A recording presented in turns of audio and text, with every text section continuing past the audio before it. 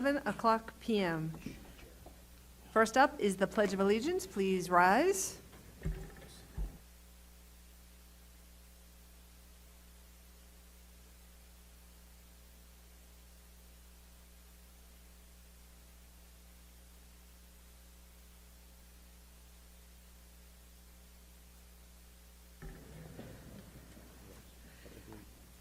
For the record, Mrs. Rogalski and Ms. Smith are not in attendance tonight. Next item on the agenda is approval of agenda. I need a motion to approve. Motion approved. Motion by Mrs. Feather. Second. Second by Mrs. Vogel. All in favor? Aye. Aye. Opposed? That passes 5-0. Next on the agenda is the consent agenda. Approval of minutes from the regular meeting 3/23/2023. Approval of minutes from the executive session 3/23/2023. The enrollment report 4/1/2023. The school police report 3/1/2023.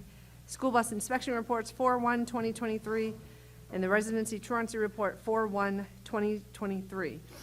I need a motion to approve the consent agenda. Motion approved. Motion by Mrs. Feather.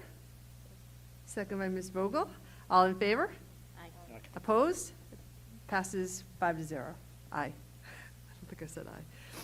Next item on the agenda is personnel announcements. Dr. Thornton. Madam Chair, good evening. First, we have 3 resignations. First, effective 4/3/2023, Derek Botello, custodian, Knights Wellness Center. Second, resignation 4/28/2023, Hannah Eckhart, ELA Essentials at McCourt. And the last resignation, 6/30/2023, Diane Diggett, Special Ed, CHS. And we have lastly 1 unpaid personal leave of absence from 5/1/2023 to end of year 2024, Michelle Shea, speech language pathologist, community in Cumberland Hill. Thank you. Thank you, Dr. Thornton. Next is report out of executive session meeting on 4/6/2023. The report out of executive session votes. We did not take any votes this evening. And the next is the vote to seal the minutes of the executive session meeting. I need a motion to seal the minutes. Motion by Mr. Collins. Second. Second by Mrs. Feather. All in favor? Aye. Opposed? Passes 5-0. Next item on the agenda is superintendent's report. Dr. Thornton. Good evening. Next slide, please, Mike. Tonight, first up, enrollment, but tonight, a different way to look at it if we could here. Once again, just to go over enrollment and how I'm showing you over the past several meetings how we're getting, full. Here we have the 5 schools, the elementaries. Here we have in the first column, the pre-construction capacities set by the architect. They have a metric, so many square feet per child. That's what the schools should have been holding right now, okay, our maxes. This is what the schools can be holding after construction of the current bond. So for example, Garvin goes from 377 to able to hold 432. Right now, our Garvin today, where they are right now, we're at 420. So you can see after construction, we're pretty close to the prescribed capacity at Garvin Elementary. Cumberland Hill, as you know, we renovated that school last year. And right now, we're at 430. If you recall, we took around 36 students from community, and we can hold about 432. So once again, we're there. Community, it can hold 608. Currently, we have 662. We're over capacity. After construction, it goes down to 576. You might ask, how does it go down? In the design, there are 4 big common rooms in communities. As you recall, that takes away some of the closed instructional space. So in the end, it's designed for 576. This is just too big for a school. To give you a sense of it, even next year when we have the new CAF, we still have to serve more than 3 lunches because there are just too many kids there. So once we're done with Ashton, we can take around 100 off this number and we can kind of make that more manageable. Speaking of Ashton, once again, right now we're at 302, so right now we're kind of there. After construction, we take that number from community. We take that on that group and get close to the 400 range, and that'll leave a little room. And then it leaves you with BF Norton. You can see right now we're at 332, and we can go to 576 if we do the new bond concept, the 4-track. If we don't, we're kind of at capacity right now. So over here, just to give you a sense of it, some footnotes. The first enrollment, when you had a projection done pre-bond, was pre-COVID. And that's when enrollment wasn't really going up like this. Today, I think we're at 5,001. We're still over the 5,000 clip. The enrollment, the projection we did just last spring showed us now climbing pretty rapidly. With BF, if you do the 4-track concept, we can gain 244 more students. So it's a good safety valve for the district, and to me, it makes sense to look at that given what we're seeing. I did mention here traffic concerns. In any design of schools, you don't want to combine students, buses, and walkers. But at BF, all three happen right now in the current design because it's so crowded. In all the schools you see now that we're completing, you see locations for the busing, for the cars, for the students, all separate. So that's something to consider. Last footnote for you, currently in this column, based on the specs, we're at 106% of the capacity. We're a little over based on square footage. And after the current construction plan, we'd be at 97% capacity. If you did the new BF, you'd be at 88% capacity. So to me, it's worth a consideration given the trends of enrollment right now. So I just wanted you to have that and kind of compare that to what I've been telling you in past meetings. Yes? I have a question. So when we look at Ashton, post-construction, about 130 additional student capacity, and you mentioned bringing that from community. So lowering community, increasing Ashton. Yes. When we look at BF Norton, you've got 244, right? Additional capacity. If you build a new BF. Where do you see those 244 students or, the additional students coming from? I think right now we'd have to look at the boundaries and see how they fall. Right now, if you look at Garvin, next page, Mike. Look at Garvin right now. Garvin's already kind of full. So you could look at Garvin's southern border right now and push that down and give some relief to Garvin. It's kind of like looking at a boundary map and looking for relief where they need it and who's the bordering school where they're tight. So this is one, so you'd push down that area. Cumberland Hill, also tight, you can see in the earlier grades. So really, that's what you're looking for. And also, as people can move into town sometimes, you just don't have the ability to put them where they live.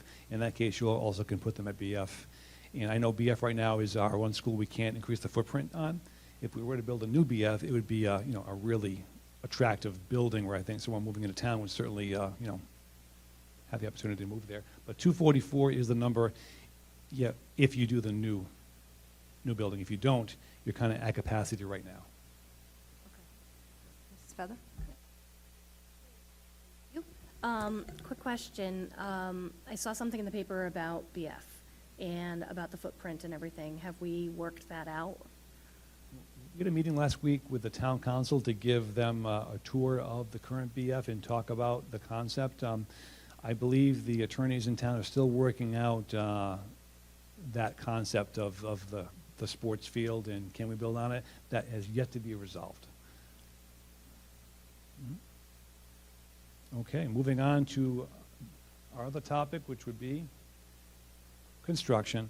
I'm trying to give you slides that aren't redundant, just the new slides. This first one, later on the agenda, you have a tree discussion to take on. In your agenda, PCR 36, I believe, we had 4 trees we were looking at maybe keeping, maybe taking down. We took down 1 tree because it was in the way of a power line, so that was an easy one to do. But tonight, you'll be taking up the other 3 trees. This is one of the trees in front of Garvin. The question is, and the vice chair can tell you later on, there is some funding in the town to put in new trees in greenery in Garvin after we're done. So the question would be first, what's your appetite to keep or reduce that tree? But that's number 1. Next slide, Mike. That's number 2. That's the pine tree in the front of the building. It has kind of like a double split, and there's a flagpole right behind it. So that's number 2. I'm not going to touch that, Mike. You're going to drive. The third tree we think maybe has an issue in the middle. I took a close shot of it. We had a tree guy out last year looking at it, and it looks like there's something going on with that tree in the middle. So that one might be an easy one because we think it might not be too healthy. Next slide. That's that tree kind of further back. Go back, Mike, 1. Nope, back. Other way. Backwards. There you go. Right there. This is a picture also of the Garvin roof. The Garvin roof is in, or going in, and I know there was a individual in town with a construction background that approached Ms. Smith about the roof at Garvin versus the roof at Community, and they wanted to know what the difference was and what was going on. So I did some research on it, talked to the architects, then the construction people. Essentially, next slide. Oh. You know where I want to go? Keep going. I'll go back. Apologies. There. This is the drawing. Essentially, the architects have the same specs for all 3 roofs, Ashton, Garvin, Community. It starts off with plywood, and then you get an airspace, you get something called OSB. Mike, OSB stands for? Say it again? Oriented strand board, kind of like composite plywood. So that is what we're doing at Garvin. At Community, Allbrook Construction asked for a change at no cost to us for something called a zip system. And essentially, the zip system allows you to not worry about the weather so much. And the strand board, you're more kind of cautious about the weather. So both are fine and acceptable. I just want the public to know we're following the specs. It's just Allbrook did the zip system for one of the 5 steps, and Collins just did the straight specs from the architect. So I just wanted to show you we are following the plans. Both roofs are fine, and they're moving along wonderfully. Go back, Mike, now if you can. Once again, showing some new things. This is, we have the columns in now, the light posts for Garvin, for what's going to be the parking lot, so that's going in. Next slide. A lot of paint going on, a lot of insulation at Garvin. That's all going in. Next slide. Another thing, same idea, insulation and paint. Ductwork is coming in at Garvin now. All the ductwork is on site, so that's getting ready to go on. And also we have, go back, Mike. We also have the trim. This is the gymnasium. It's all painted now, so that's nice. Next slide, Mike. The archway, or the kind of the bend in the common room, is in now at Garvin. As you walk in Garvin's old main door, there's no wall there now. It's gone. This is the new big grand common room with kind of that arch. So that's all in place. Next slide. Another view of Garvin's roof. Like I said, that's just the first course, the 3/4-inch plywood. Also, go back one, Mike. You can't see here just yet probably, but they're pouring the cement on Tuesday. Very exciting. They have the prep work in. They pour it on Tuesday. That's a big step. Next slide. Keep going. There it is. That's the prep work before the pour. They do all that. They have to compact it and get all the rebar and everything ready, and that happens. I think I was told 11 trucks come to pour that on Tuesday. Next slide. This is the decking on the rest of the Garvin roof. So the decking is in. So that's all taking shape. Next slide. The front piece of metal is in kind of that curve you put in for the entryway. This was a staircase for the old building. Now it's an entryway. So that's all gutted. Next slide. This is that first tree that's no longer there that the mayor helped me oversee to get rid of. We called an audible, given that the power had run from the building to the pole. The tree couldn't stay. So we took that tree for you. You only have 3 to choose tonight. Next slide. This is Ashton. Not as many slides, but really looking great. That's what Ashton looks like now. That's the main entrance of the new part of the building. So the roof is in. The brickwork is done. The windows are in. So it looks fantastic. Next slide. Another view just on the angle on the side going down all the way down the run of the whole wing. So it's really moving along. Thank you, Mike. Once again, the ductwork is in over here. All the windows are in. The sheetrock is in. It's fantastic. Next slide. Once again, more ductwork. And I would just say it's all new construction. It's moving fast, and part of it is it's new construction, and it tends to move faster than the renos, but it really is gratifying to see Ashton moving so quickly. Next slide. Once again, this sheetrock, it's all done at Ashton. Here we have community school. This is the new wing with the classroom space where it kind of joins the old building, and the brickwork is in. Next slide. That's the roof. That's the zip system. You can see up here, a little different, and that's what that looks like. That's like layer 3, I believe, out of the 5 layers. Next slide. Inside, this is going to be the stage at community school. You can see the decking is in, and that's the ramp for the handicap access going down the stage. That's taking shape. And sheetrock just beginning inside community, just starting up. Once again, the ductwork is in and sheetrock. That's where they are. I think that might be it. Yeah. Any questions on the construction? Okay. Thank you. All right, thank you, Dr. Thornton. Next on the agenda is reports of standing committees, starting with the Fiscal Management Subcommittee update. Mr. Collins? Good evening. Thank you, Madam Chair. The Fiscal Management Subcommittee met this evening. We have 11 resolutions for the committee to consider, and we also have payment of the bills. There was no business office monthly report this evening. We're still waiting for bills and stuff from March. So we'll have that at the next meeting, and that's about it for tonight. Thank you. All right, thank you, Mr. Collins. Next, Policy and Procedures Subcommittee update, Mr. Fiorello. Thank you, Madam Chair. Okay. Policy and Procedures did meet the other night. We discussed 3 policies. We discussed the A5 Title IX protections from sex-based discrimination. We had to make a small change to that policy, which I'll explain more in detail later, literally swapping out a couple of words. We also discussed the dual enrollment policy, which is based on the state law where high school seniors can take college-level classes primarily at CCRI, where we get the joy of paying for them. It's a great program for the kids, don't get me wrong. The state just likes to, put these things in and have us pay for them. I'm sorry, Mr. Costa and Denise Kemble from Guidance filled us in on what changes they wanted to make. They wanted to clarify some language, actually provide some definitions. This was all only for discussion. We will have another meeting coming up where we actually will review the final draft of the changes, and we'll vote on that at that time.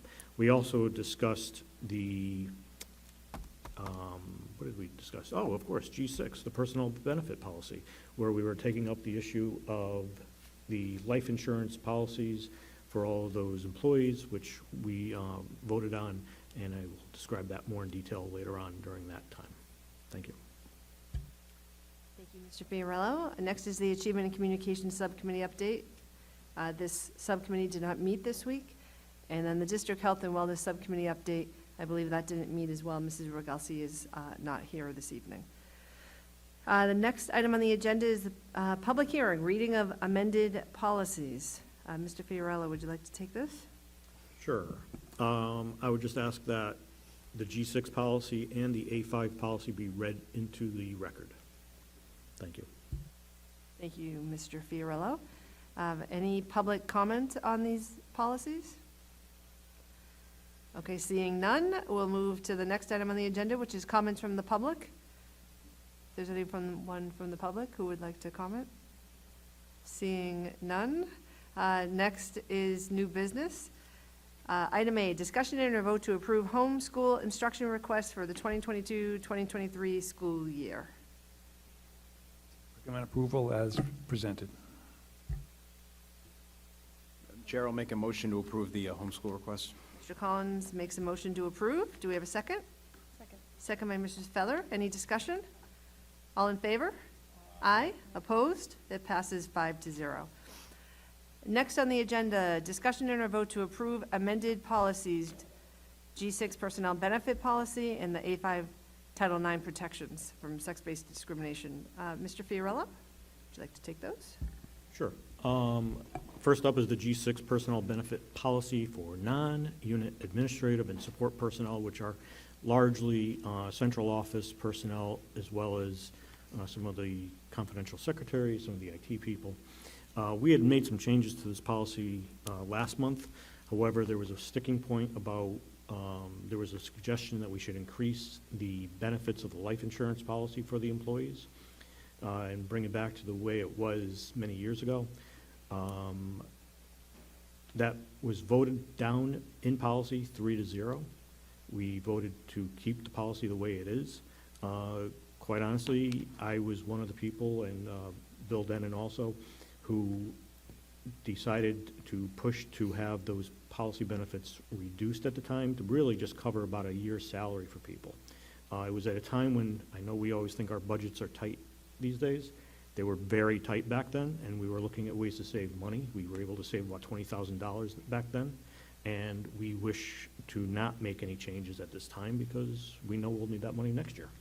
So I would make a motion to keep the policy the way it is and to, how did I This is, frame it? but it's not amended, right? No, what we are doing really, there's a draft to be amended. All we're doing here is we're going to vote to maintain the policy as it is written currently. So if we don't vote for the amended policy, doesn't that mean it remains as it is? Yes, technically, we could probably take no action, but I prefer to, how did I, Vote to keep the policy as it is, that's all. to reject the changes. To reject the I will make a motion to reject the changes. That was the policy, that was the motion I made. Yes, go ahead. I have a question. This is more of a procedural thing. So we have a policy in place. It goes to a policy subcommittee. You guys voted down. So why is it before the full committee right now? That I don't understand, yeah. I think I can answer that. The little-known secret about the subcommittees is that they are not as powerful vehicles for any issue. Any issue can still come to the committee irrespective of how it was handled by the sub. So my question is, who proposed the changes to the policy subcommittee, since the people on the policy subcommittee? Administration proposed several changes. You took up 4 or 5 of them maybe 2 months ago Yeah. and left this last one to discuss. So what you were asking was to raise, so to go from, if I'm reading this correctly, to go from the benefit right now that the people in the G6 central office get 1 year's salary. The current thinking when we made the proposed change was give everyone the same death benefit. Right now, some people are worth more than others when they pass. Yeah, no, that sounds unfair, but it is standard operating procedure, I think, in most places where, where the district gets 1 year's salary in the private and public sector. But, my other That's correct. My other question is this: supplemental life insurance is offered as a benefit to anybody in admin, CTA, even though this doesn't affect the CTA. Are people that would be affected by this change in policy, are they offered the option of buying supplemental life insurance with the district? Right now, there's no change. If you do this, this is the way it's been for several years. No, but my point is, if they, so this whole like more life, life is, yeah. No. So if somebody like you wanted to buy more than just 1 year's salary, does the district offer supplemental life insurance that people can pay into? Actually, I don't know. Mr. Pernell says, no, we do not. The district does not offer that. Oh, and just to clarify, this policy is only for while those employees are working for the district. Yeah, we had asked for this part of the policy to be left out of the vote last month so that your committee was able to do a fiscal review of it. And it was just as I figured, it was about $20,000 to $25,000, which to me is not worth it, quite honestly, when we're trying to, cobble together money for additional TAs and other positions. So I had made a motion to reject the changes to G6. So Mr. Fiorello, so there's a motion on the table by Mr. Fiorello to reject the changes to G6. Do we have a second? Second by Mrs. Feather. Any discussion? Any additional discussion? Yeah, I actually, in learning this, and I'm just one person, they're offered 1 year's salary, and the CTA has their own separate, so the suggestion would be that they're offered an added benefit in order to, and I've already talked to Alex about the fiscal impact. It's not a major fiscal impact, although 20,000 is 20,000. But I'm just learning right now that they don't have the option to buy an insurance through, they would have to go outside to get that. Now, this is, even though they're not effective, does the CTA have that benefit offered where they can buy, as part of their benefits package, something where they can buy into, like disability? So nobody in the district right now has the ability to buy. But they don't offer supplemental life insurance?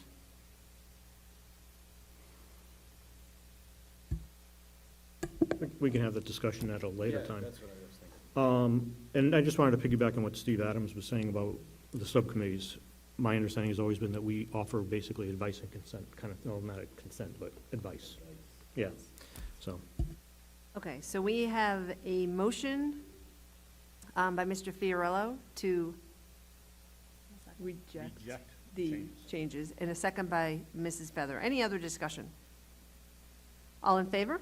Aye. Aye. Opposed? The motion passes 4-1. Thank you, Mr. Fiorello. Oh, you're up again. Next up is the A5 Title IX protections from sex-based discrimination policy. Mr. Adams made me aware a while back that there was just, the word objectionably was put into the policy instead of objectively. And since this is based on a Supreme Court ruling, we should really make sure that our language is correct. So that is the only change. It was just a correction, really. And I would make a motion to approve that. Mr. Fiorello makes a motion to approve the amended policy, A5. And we have a second by Mr. Collins. Any discussion?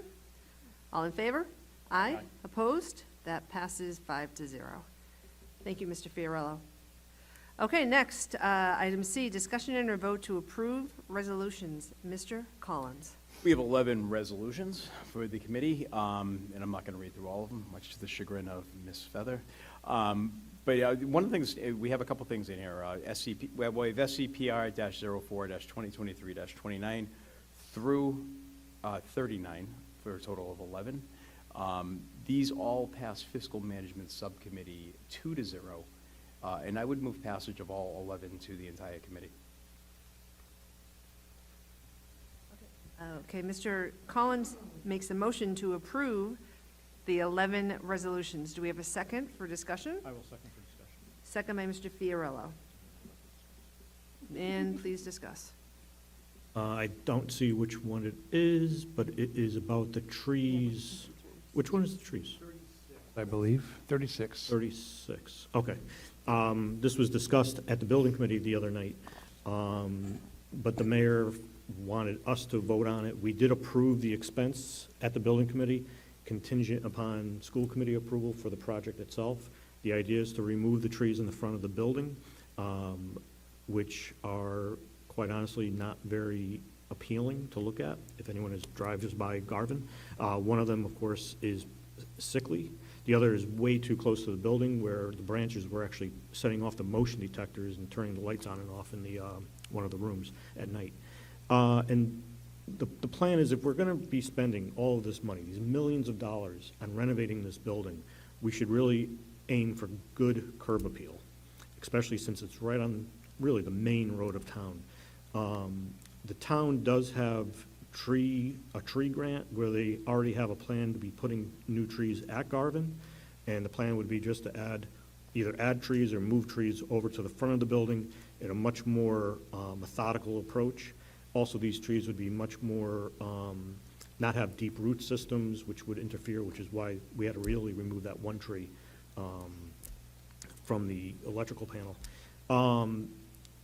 So everything's going to be looking very beautiful when we're all done. Also, there is a current memorial tree that Garvin has, which has been moved to an off-site location and being cared for by some folks, and will be replanted when the time comes. But I would definitely urge approval of that. So if we approve this one, resolution number 36, then we are approving the removal of these 3 trees that, but then new trees as part of the tree grant program would be established as part of the construction. That's correct. It's a Any- $7,000 number, give or take, inside number 36. Any other discussion? Okay, so we have a motion by Mr. Collins to approve these 11 resolutions and a second by Mr. Fiorello. All in favor? Aye. Opposed? It passes 5-0. Thank you. Next up is discussion and a vote to approve payment of bills. Mr. Collins. Good evening, Madam Chair, again, and good evening, everybody. The payment of the bills, the original number in the payment of the bills was $2,100,643.03. There was a bit of an issue with one of the payments to GT Simulators by Global Technologies. That bill for $5,390 requires a resolution, so during the payment of the bills, we had that pulled out. So I'm going to ask for an amendment to amend the payment of the bills from $2,100,643.03 to $2,095,253.03. Did you write that down? No, I didn't. I can't. I'm just kidding. But I am making figure it that out. motion, and then, assuming this Yep. passes, then we'll Okay. approve the payment of the bills, and I'll repeat the number again. Thank you very much. So Mr. Collins makes a motion to amend the payment of bills to the new number, which he will say. $2,095,253.03. Do we have a second? Second by Mrs. Vogel. Any discussion? All in favor? Aye. Opposed? That passes 5-0. So we have the amended payment of bills now. Now, I would ask for a motion to approve the payment of the amended amount of the payment of bills in the amount of $2,095,253.03. Mr. Collins makes a motion to approve the amended payment of bills. Do we have a second? Second by Mrs. Vogel. Any discussion? All in favor? Aye. Opposed? That passes 5-0. Thank you, Mr. Collins. Next up is school committee comments, school liaison reports. Any comments from the school committee? Mr. Fiorella? I just want to thank all of the guest readers that have taken part at BF Norton this past week. We had members of the fire department and other town positions. I believe the mayor was there. The kids got a kick out of it, and it's, it's greatly appreciated. Thank you, Mr. Fiorello. Any other comments? Okay, next is a vote to go into executive session. Dr. Thornton? All set, Madam Chair. All right, the next item is adjournment. I need a motion to adjourn. Motion by Mr. Collins. Second by Mrs. Feather. All in favor? Aye. Opposed? Passes 5-0. We're adjourned at 7:31 PM. Thank you, everyone.